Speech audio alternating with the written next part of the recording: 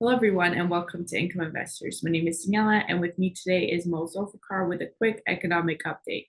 Our goal with these videos is not to tell you to buy or sell, but rather inform you about what's happening. If you want to read more about what Income Investors is all about, head to incomeinvestors.com or click the link in the description below. So, Mo, what have you got for us? Today, I want to talk about the U.S. housing market. I think the U.S. housing market is in a dangerous territory, and it could just be a matter of time we see falling home prices and the economic mess that comes with it. So, what do you see?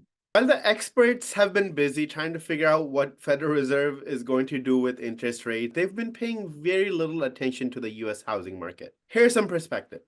The U.S. housing market is highly correlated with mortgage rates. Low mortgage rates mean higher demand and eventually higher home prices.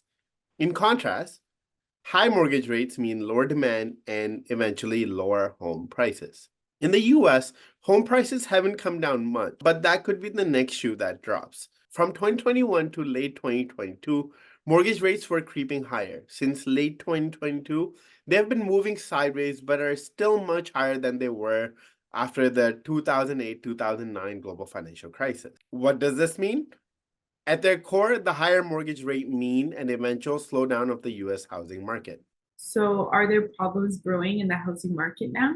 Some cracks have already been showing up in the US housing market. For instance, take a look at existing home sales. These are sales of already built homes. In March, the seasonally adjusted annual pace of existing home sales in the US was 4.19 million units.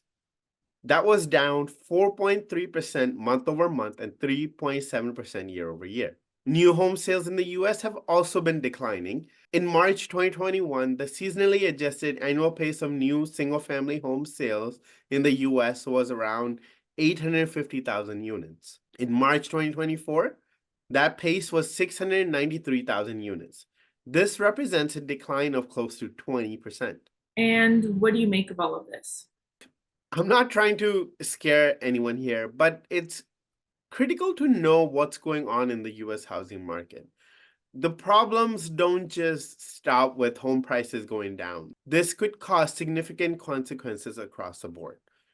The US housing market provides a major windfall to the US gross domestic product.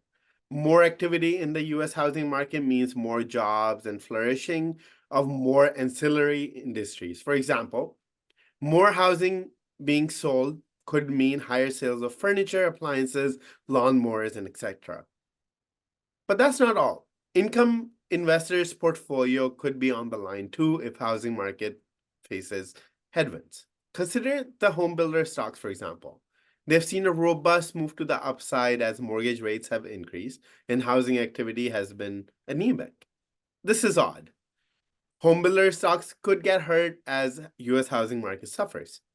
But don't just limit yourself at home builder stocks. Keep real estate investment trusts or REITs for short in mind as well. In case problems in the housing market get worse, REITs could suffer significantly as well. Thanks, Mo, for your insights. If you would like to check out more about what Income Investors is all about, you can head to incomeinvestors.com or you could click the link in the description below. While you're there, you could sign up for our free special report on 3 income stocks to own today. One of those stocks currently has a dividend yield of 12.7%. We'll be back with more income picks soon, so stay tuned. In the meantime, don't forget to like this video and subscribe to our channel. Goodbye for now.